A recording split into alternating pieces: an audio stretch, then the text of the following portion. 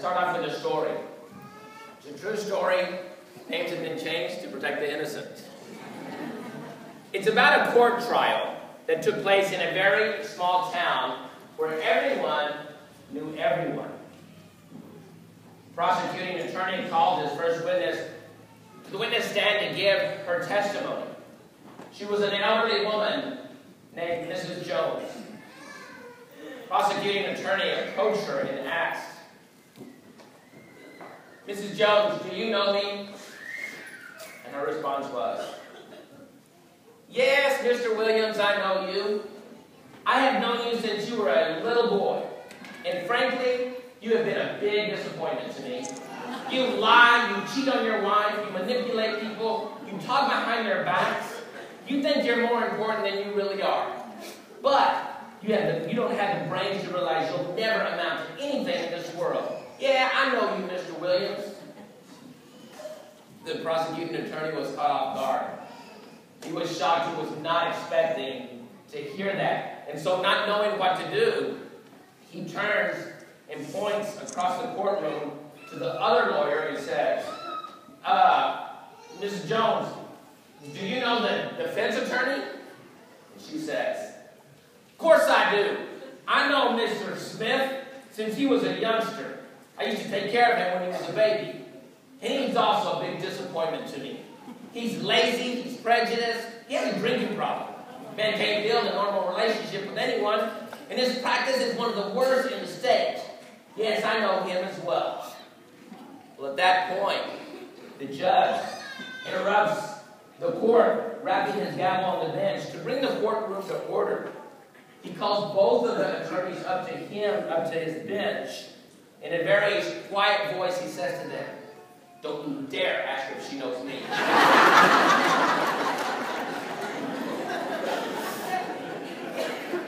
Now, no one would want their sinful lives exposed publicly like that, would we? Can you imagine the feeling of having your or my deepest, darkest sin announced publicly for everyone to know? And yet, that's exactly what we have taking place in the gospel today. Imagine the woman of the gospel. Imagine how embarrassed and how humiliated she must have felt. There she was in front of the whole crowd, ready to stone her to death because she had broken a commandment of God. The crowd had rocks in their hands, ready to carry out injustice according to God's law. But they first bring her to Jesus and say, "Teacher, this woman was caught in the very act of committing adultery. In the law of Moses, he commanded us to stone such a woman as she. What do you say?" Jesus knew that this crowd, they didn't really care about the law. They were thinking they were superior to this woman before them. And so, they kept asking, "What should be done, Jesus? Tell us." Jesus didn't answer them directly.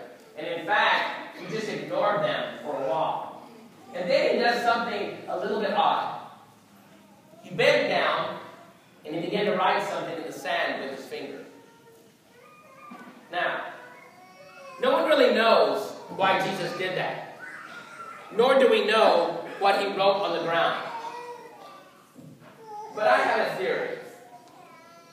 I think that Jesus at that very moment was just flooded with emotions because he felt sorry for this woman in the position that she was in. I feel as if Jesus had this rush of sadness enter his heart because of the whole situation that was taking place before him. In other words, his heart was heavy. It reminds me of a good friend of mine whose daughter was getting married. And without going into details, let me just say she was choosing to marry someone that was just not good for her. And everybody knew that, especially the father. As the daughter was getting ready for the ceremony, my friend, the father, was looking at his daughter and I could see the hurt in his eyes. And so I went over to him, and I simply asked, "Hey, are you okay?" And he looked at me and he said, "No. No, I'm not." And then tears in his eyes, he said, "I'm thinking about the first time when I held my baby daughter in these arms. I'm thinking about how she's grown up from diapers to dolls. And I'm seeing her in my mind growing up all over again, from elementary school to boyfriends.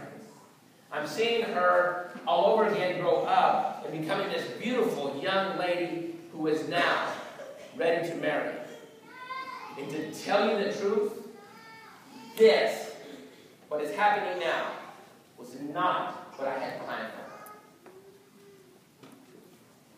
As I listened to him in his words, I could see that father of that bride was struggling, was suffering within. That's the way I see Jesus in the gospel today. I see him with those same feelings of hurt that my friend had that day of his daughter's wedding. I know that it hurt Jesus to see this woman in the situation that she was in. I have a feeling that he was thinking about that first time when she came into the world, and in his heart, he held her.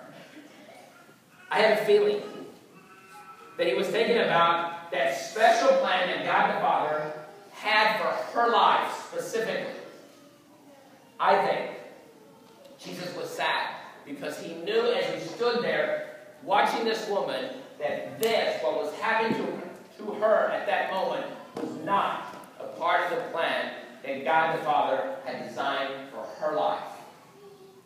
And all Jesus wanted to do that day was bring her back, restore her to that original plan, to restore her life. Isn't that what Jesus wants to do to all of us? When we're caught in that life of sin, and he's looking at us and he's thinking, this is not what my God, my Father, planned for your life. And all he wants to do is restore us and bring us back. But how is he going to do that afternoon with that woman? First of all, what he had to do, he had to get rid of that crowd. Because the crowd was getting in the way of what Jesus wanted to do for this woman. Well, no one really knows what Jesus bent down and wrote in the sand. I think in some way or another, what Jesus did was to convey to the crowd that was before him that he knew of their particular sins. Conveying the fact that he knew who was before him. Whatever he wrote in the ground, I think he was telling them and asking them, do you want me to reveal your sin as you are revealing her sin publicly? Of course, nobody would want that. And so, they dropped their rods and they left. Because Jesus helped them realize they were no different than the woman standing before them who they wanted to condemn. And so now, this is the beginning where Jesus wants to bring back the woman to that original plan of God. Notice how he does it. Obviously, he couldn't just ignore the sin. Everyone knew that she was guilty of a sin. She was caught in the very act of a very serious sin that, according to the law, it was one that carried the death penalty. But I thought it would be interesting to know some of the other sins that carry that same penalty. For one, disrespecting your parents, working on the day of the Lord, not keeping the Sabbath day holy, using God's name in vain, sexual intercourse before marriage, And you know what? If that wasn't enough, if that wasn't strict enough, Jesus takes it a step further. He says, if you're angry with someone, then you're committing the sin of murder. If you lust after another person, in God's eyes, it is the same as if you had sex with that person. You're going to agree with me that the laws back then, very strict. And in fact, if we had lived at that time, I would say, go ahead and every one of us line up against the wall, call in the firing squad because every one of us would be guilty. In the gospel story today, what Jesus wanted to do with this woman is what he does best. What he does best in his ministry. He wanted to forgive her. He wanted to restore her to God's original plan for her life. Come on, how could he do that? He was caught in a very tough situation. The law said that that woman deserved the death penalty. It was black and white. And remember, in another part of the gospel, Jesus had said, do not think that I have come to abolish the law. I have not come to abolish the law, but I have come to fulfill the law. So how? How could Jesus respect the law and at the same time forgive this woman of her sin? The way he does it is that he takes that penalty and he places it upon himself. Because a year or so after that woman that had been caught in adultery, a year from that afternoon, while Jesus was hanging on this cross, this woman was on his mind. That act of adultery was right there with him because that act, that sin, was one of the sins that took Jesus to that cross. While he hung on the cross that afternoon, that woman was on his mind because she had committed a serious act that called for the death penalty. My friends, that afternoon, when Jesus hung on that cross, you were on his mind. That afternoon, when Jesus hung on that cross, I was on his mind. Because every lie that we have ever said, every hateful word that has come from out of our mouth, every unkind thought, every look of jealousy or envy, every lustful thought, every sin that we have ever committed contributed to the fact that Jesus was sent to that cross. And let me assure you, you were on his mind and I was on his mind. The only reason that Jesus can offer anyone his forgiveness is because he decided to accept the penalty for every sin committed within this world that makes us guilty, deserving the punishment of death. Every sin that we have committed was placed on Jesus that afternoon as he hung on the cross. In that way, the law that required the death penalty could be respected. And Jesus could do what he does best. Forgive sinners. Restore us to the original plan that God the Father has for our lives. As we look at this gospel, make no mistake about it. Jesus just didn't set aside the death penalty for this woman. Nor does he set aside our penalty. No. He took the death upon himself so that we could be forgiven. And that the original plan that God has for our lives could be restored.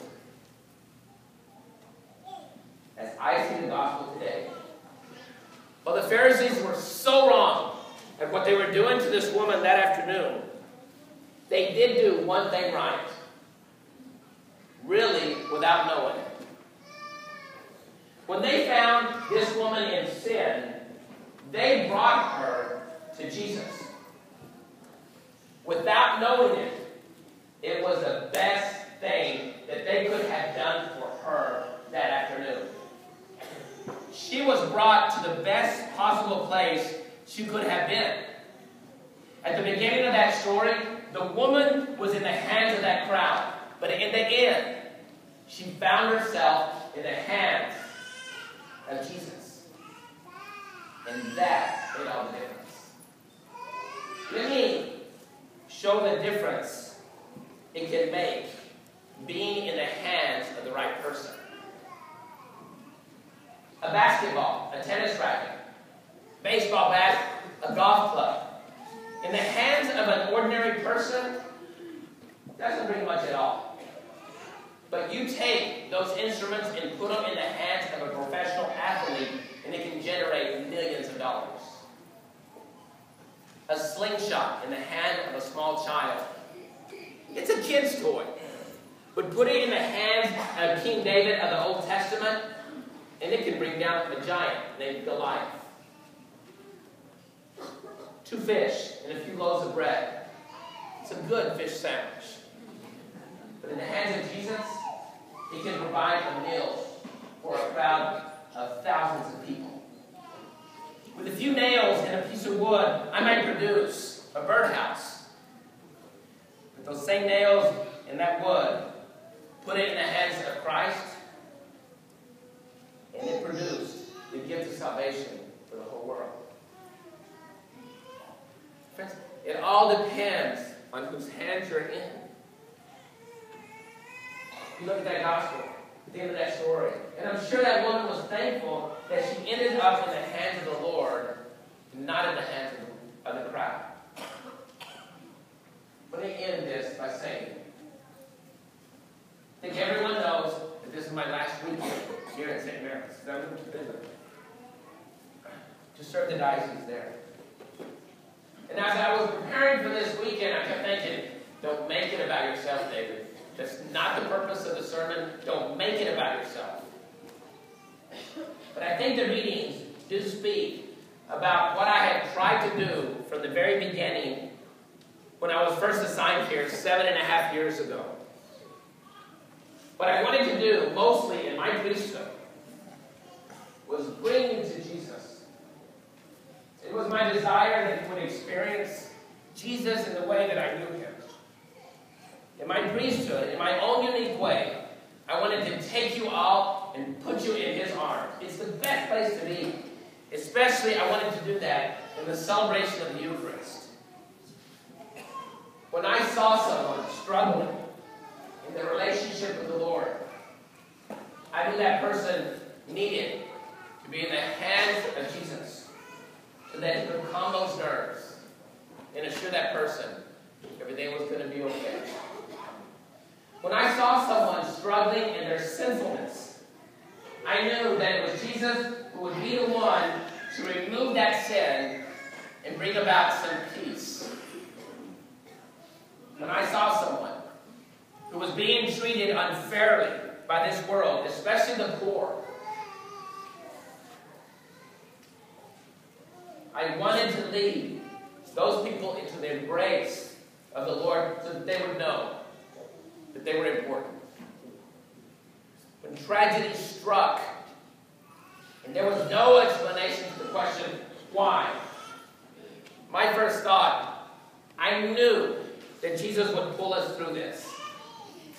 If there is one thing that I tried to do in my ministry here at St. Mary's, it was to bring you all to Jesus and to place you into his arms. Because I had come to know in my life that that is the best place in his hands to be. And so, as I take my leave, as this is the last weekend, I want you to remember that. Remain in his embrace.